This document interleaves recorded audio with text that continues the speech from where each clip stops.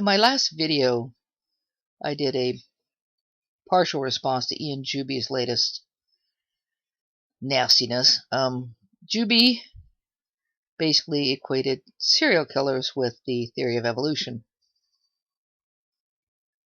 This is, well, it's pretty disgusting, and I can't believe that he could stoop that low.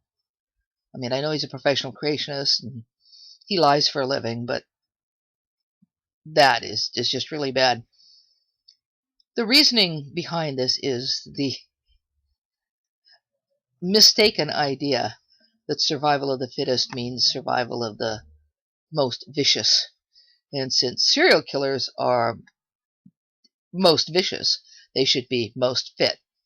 Well, that's utter nonsense. Now, on that video, GoblinXXX left a comment that's a really great comment. He said, "It's amusing that none of the serial killers Juby mentions managed to breed. The one true measure of evolutionary success, passing on one's genes." That is utterly brilliant. Now, I'm going to leave a link to Goblin's channel below, and Goblin has these incredible playlists of all kinds of great horror movies, scary movies, suspense, and I love that stuff, so I love his channel. And I'm pretty fond of him, too, for having a channel like this, and he's a pretty smart guy, too. But this made me think, how many serial killers have kids? So I decided to go to Wikipedia and look at a list of serial killers, and to try to look them up just out of curiosity to see, how many of them did have kids. Well, there's a listing of over 200, well, it's well over 200 serial killers, because some of the listings Wikipedia has like 2 serial killers in one. So I got started on this thing, and it's just horrendous. Sometimes the information isn't easy to find, so I was going to other sources besides Wikipedia. Wikipedia has some links, but I was also going to some other sources to try to find information about these people, and there's no real easy way sometimes to find it out. See, I had to read through pages and pages of stuff. Now, I was skimming it, too. I wasn't reading it, but oh, God, this is awful. This was not fun. Anyway, I figured I'd get to somewhere around 100 or so and quit, because I couldn't take any more. And after doing this, I have the utmost respect for anyone who researches serial killers, because this is horrible. And I'm going to leave some links below to some of the places where I found information about them. And it's kind of difficult to find out sometimes if they have kids, because it often doesn't come out and say whether or not they have kids. So in some cases, I inferred it from looking at, for example, the timeline. How often they were incarcerated, when they went here, there, and everywhere, when they were at this court date, that court date, another court date, and if someone was a drifter or not, going from place to place. And if you look at this timeline and there seems to be no space for anyone to have a relationship, I made the assumption that they didn't have any kids. Now, of course, that doesn't mean that there wasn't one here, there, everywhere, a one-night stand or something, but there wasn't any relationship from which a child was born. I also assumed that they had no kids if there were a lot of mentions of spouse or spouses and other family members, but no mention of kids in there. Also, if they talked about whether or not these people had stepchildren, but there was no mention of biological children, I assumed that, if they were going to mention they were married to this person and who had these kids, and then they were married to this person who had these kids, that it would be likely that biological children would be mentioned. So I was only concerned with whether or not they had biological children, because that's passing on your genes. And in some cases, I was unsure, because I either couldn't find enough information, or there were listings of a marriage or many marriages, but no mentions of kids. So I just left left some of those as unknown. And I'm showing you some of the stuff I found in the background, and if it's highlighted in yellow, that means I didn't find it's question mark. If it's highlighted in black, that means, as far as I can tell, they had no children. If it's highlighted in green, they had children and the number is listed. If it's highlighted in red, that means they killed their kids. And there's one, Ted Bundy, who is highlighted in a light blue, because he had a groupie who visited him in jail when he was in Florida.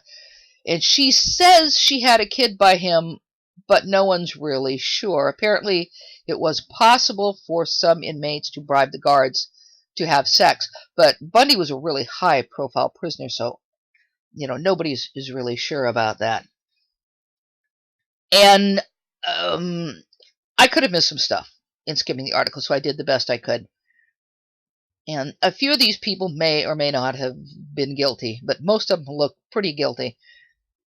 And some may not be technically serial killers, but I don't really care. They're murderers, and that was the point.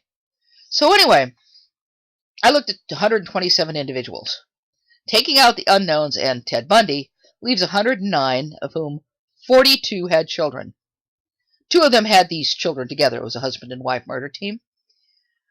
This is 39%. 39% of them had children. Most did not have many children, at least that we know of. They didn't have a lot of children. And because this list encompasses a wide date range, I mean, it's going back to the early part of the previous century, it's hard to look at, what percentage of people had children, because people are having fewer children now. However, research cited by the American Association of University Professors showed that 87% of women and 81% of men reproduce. And this was in 1997. So it seems that our killers are below the norm by about half. So there doesn't seem to be a biological advantage to being really vicious. Some of these people even killed their own children. The most complicated listing is for Belle Gunness, and you'll see that there. 2 plus 1 means she killed 2 of her biological children and a stepchild. Then it says 3 plus 4 in parentheses. She had at least 3 other children. The first listing in these where people killed their children are the children they killed. The second listing is the other children they had. So you add them together to get their entire number of children. Now, see, Belle had a first marriage.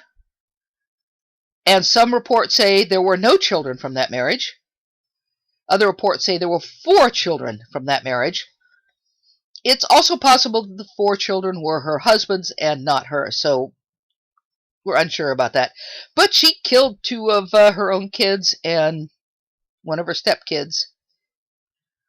Though killing your kids doesn't seem to be a biological advantage either. Nearly every single one of these people exhibited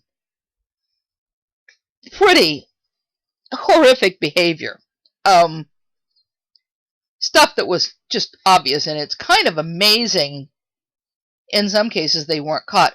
A number of these people had tried to get help for psychological problems, or their family members tried to get help, but there was no consistency in them getting any assistance. They'd be let loose, then they'd go back in, then they'd be let loose, they'd go back in. And that's just for some, you understand, not all of them.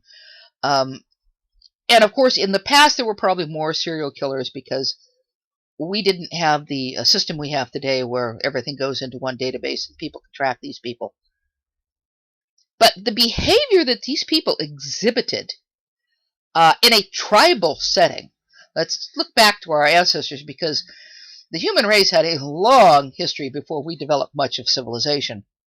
So if you look back to a tribal setting, people with these kind of behaviors would not last.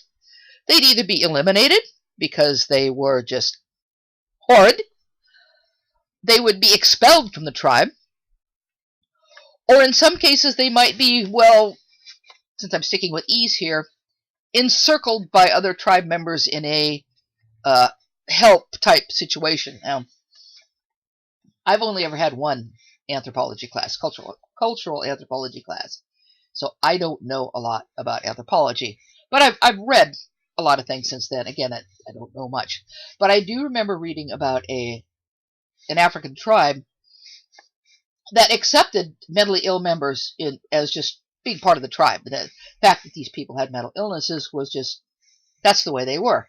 And everybody in the tribe looked after them.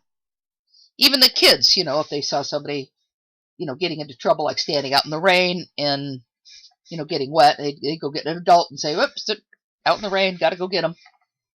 So in some situations, clearly, people just accept certain behaviors and look after people. I would really be interested to know more about that, and if there are any anthropologists out there, Hannibal, and they have the time or can send me some references, I would be interested in this. But one of the things that I mentioned in the first video is that what makes us most fit is that we became civilized. We are a social species. What makes us most fit as a species and as individuals within the species is our ability to cooperate, to look after each other, to care for each other. And there are a lot of good reasons for this. And we can even look at other species to see this. There's a book I have about research into turkeys. And they talked about this group of turkeys in the Southwest that they were researching. And there was a drought. And quite surprisingly, some of the older hens, now they've been watching these turkeys for years, right? And they always went the same places, did the same stuff.